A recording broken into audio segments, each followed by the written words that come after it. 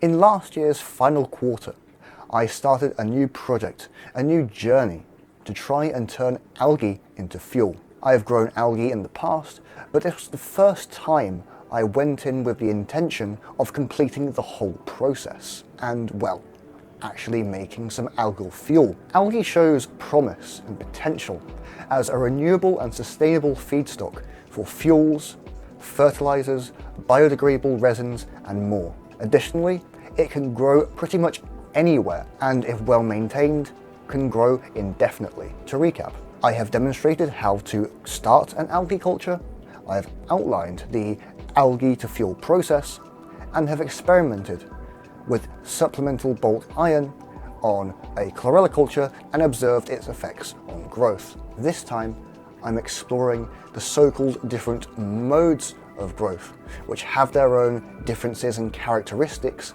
and may aid in hastening growth and in the accumulation of biomass, such as lipids, which are important for the production of fuels. This is my main Chlorella vulgaris algae culture. Most algae and most other plants growing naturally today grow through a mode known as autotrophy, or if you're being pedantic, photoautotrophy. In autotrophy, as in essentially all plants, light and nutrients are used together to capture CO2 from the air and use it as a building block. This is what we call photosynthesis. This is by far the most simple and easiest way to grow algae, the least likely to fail, and the most robust. It's also the most visually appealing due to autotrophic cultures producing a deep emerald green color, which can be very visually appealing. However, it is also the slowest way to grow algae, and there are others which may prove faster. In this video, I'm going to be comparing the three main modes of algae growth, and yes, before I succeeded in the latter two, I did fail a couple of times, as you will see. Anyway, as I have previously mentioned, the first method of growing algae is autotrophically, as in growth via photosynthesis. The opposite of this is something called heterotrophy. In heterotrophy, algae feed not on CO2 from the air, but from external carbon sources like sugars, carboxylate salts, and other simple non-toxic organics. In this way, algae kind of behaves more like an animal than a plant because it has to feed on an external source for nutrients rather than just use photosynthesis. Then there's mixotrophy, which, as the name implies, involves the algae both using an external carbon source as a nutrient and also engaging in photosynthesis. The advantage of heterotrophy and mixotrophy is that they make, at least in theory, for more rapid growth than relying solely on photosynthesis. However, the drawback is that they are much more vulnerable to contamination, especially heterotrophic cultures where absolutely no photosynthesis takes place. You see, while algae can feed on external carbon sources like sugars and whatnot, so can other microorganisms like fungi and bacteria. And so it's important in a heterotrophic or mixotrophic culture to keep the medium as sterile as possible along with the container to minimize contamination risk. In my experiments, I learnt this the hard way. In the end, I got all three to work mostly successfully, but let me show you my journey as to how I got there. Now, onto the practical stuff. Initially, I thought this was going to be just a simple experiment where I could create 3 sterilized cultures, swirl them around every day and compare them, and things would work out just fine. What I underestimated here is the importance of aeration for algae cultures, and I noticed this by observing that a week after inoculating the first batch of cultures, in none of them were there any significant or noticeable growth. With that said, what I first did was sterilize each bottle using a UV torch before denoting each one P, M, and H for photoautotrophic, mixotrophic, and heterotrophic. I then began creating the culture media using fertilizer and water. The external carbon source I'm using here, and the one I used throughout these experiments, is just plain white table sugar. But there are many others that can be used that have their own advantages and drawbacks. Finally, I inoculated each culture with an equal amount of starter from my main culture. I then covered the heterotrophic culture in foil to block out light. As mentioned previously, this attempt was a total failure because none of the cultures grew to any significant degree. So it was time to try again. This time I bubbled air through each culture to aerate them, and this helped slightly. However, my sterilization regimen clearly wasn't up to scratch, as the latter two became contaminated with this yellow-white goop, which I can only assume is some form of fungi or bacteria. It was once again time to go back to the drawing board. The next thing I tried, and this would be how I would compare the different growth modes from now on, is to test each culture individually and carefully monitor it. This was going to take a lot of time, hence why this video is being released now and not a couple of months ago. For my first attempt at mixotrophy, I used a 1.5 litre water bottle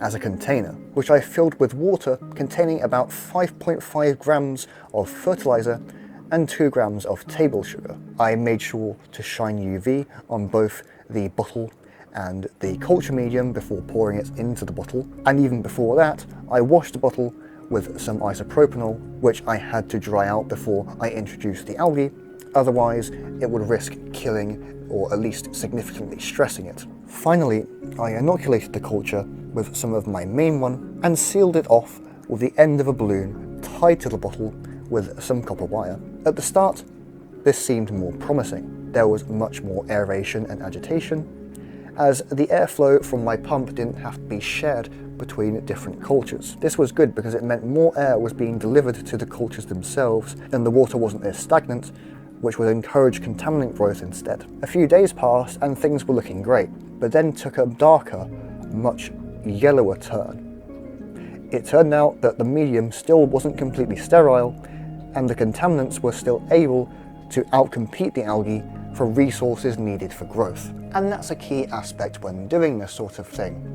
Microorganisms compete with each other for resources, and if one is more predominant than others, it will very likely outcompete them. So what happened here is I don't think the algae got a chance to outcompete other microorganisms like fungi or bacteria, which do a much better job typically at consuming external carbon. At this point I was getting pretty frustrated and was considering giving up on the project entirely, but after cooling off and having some time to think, I came back and I wanted to give it a go once more, and this time I actually got mixotrophy to work, and as you'll see when I compare the three, I actually think it performed the best. Now was the time to get a little bit scientific and objective about the whole thing, because up until now I wasn't really using any hard objective measurements for measuring out nutrients or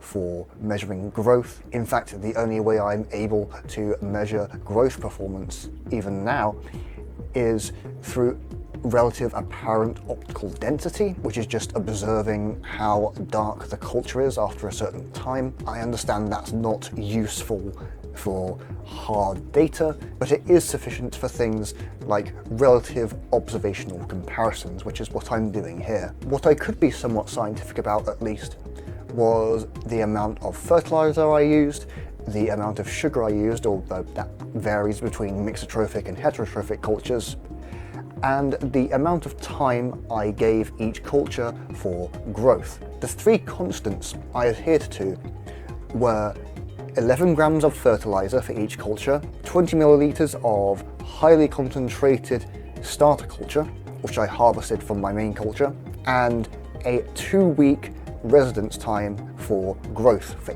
each culture. All three were also cultured in the same type of container and were exposed to the same type of light and the same amount of light. The heterotrophic culture obviously being the exception. To sterilize what would be the final attempt at a mixotrophic chlorella culture, I applied pretty much the same sterilization regimen as before, but with one key difference.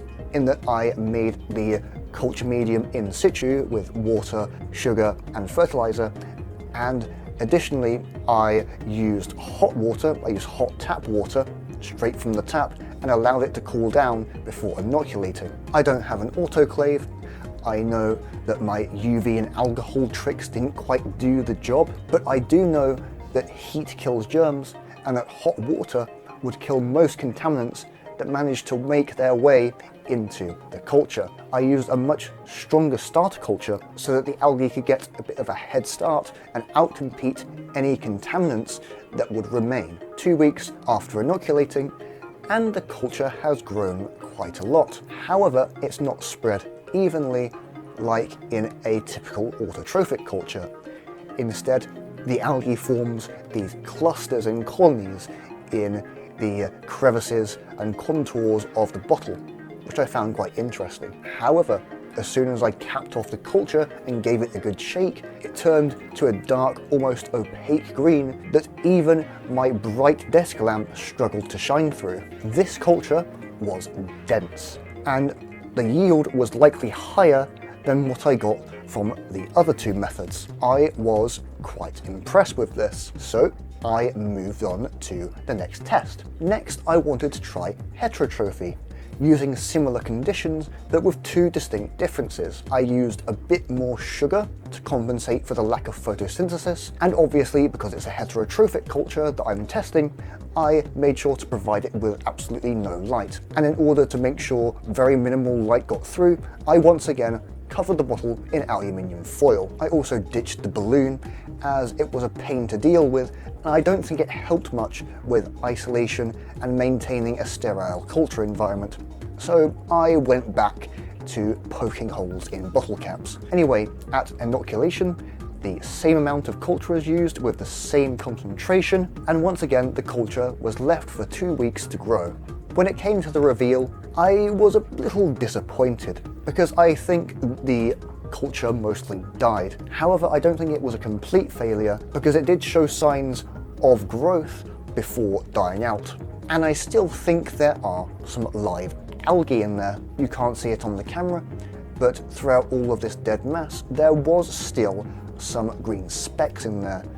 So this culture was still showing very minute signs of life. Although I'm pretty sure this culture died, heterotrophically grown algae will appear less green anyway because they don't undergo photosynthesis, and so they don't synthesize any chlorophyll that they need to do so. In heterotrophic cultures, Chlorella and other algae shift away from chlorophyll synthesis because they don't need it. All in all, this didn't grow nearly as well as the mixotrophic one did. A lot of people and papers say that heterotrophic growth is superior to autotrophy, and with the right conditions, that may be true. However, that is not what I witnessed here. From my observation of my experiment, it seemed like my heterotrophic culture grew to a density similar to that of a autotrophic one. And speaking of, finally, we have the control. Just a standard autotrophic culture, same amount of fertilizer, no sugar, nothing fancy, and the same growth period of 2 weeks. And while it didn't reach the density of the mixotrophic culture after 2 weeks of growth, it definitely took on a deep emerald green color characteristic of photoautotrophic cultures due to the strong prominence of photosynthesis. These types of cultures are also the easiest to start, and as I've mentioned before, they are the most robust, due to having a little contamination risk, as the only carbon source that photoautotrophic cultures use is atmospheric carbon dioxide. Although it didn't work out so well for me, I can see the appeal of culturing algae heterotrophically if the context is growth in a relatively dark region that provides little natural light, meaning more artificial light has to be used, but at the same time, waste products that contain sugars and other simple molecules are in abundance and can be easily processed into a usable form. I would actually say autotrophic cultures are best suited for warmer climates with plenty of sun. Other growth methods should be avoided in this context due to contamination risk. But in these environments, algae can enjoy the enhanced growth that comes with an optimal climate for photosynthetic growth. Then you have mixotrophy, which turned out the best in my tests. There's slightly less contamination risk than with pure heterotrophic cultures, but the risk is still there. The trade-off is that the culture, due to growing through both photosynthesis and heterotrophic means, makes for quite rapid growth, as was seen. Something important to note is that there isn't one mixotrophy. The setup can be configured quite a bit. It can be autotrophy heavy and vice versa. Different carbon sources can be used, which I want to explore further. It's very flexible, but it's not going to replace my main research culture because there's still a greater risk of the culture becoming contaminated and dying than a purely photoautotrophic one. I may explore a larger mixotrophic culture alongside my current one, and with mixotrophy there's still a lot more experimentation to be done. But for my main culture, for now, I will stick to what I know best. This was one hell of a video to make, and I'm glad I finally got it out there.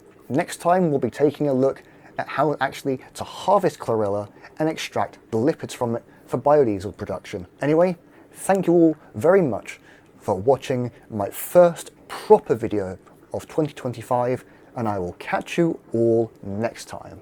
Take care, bye for now.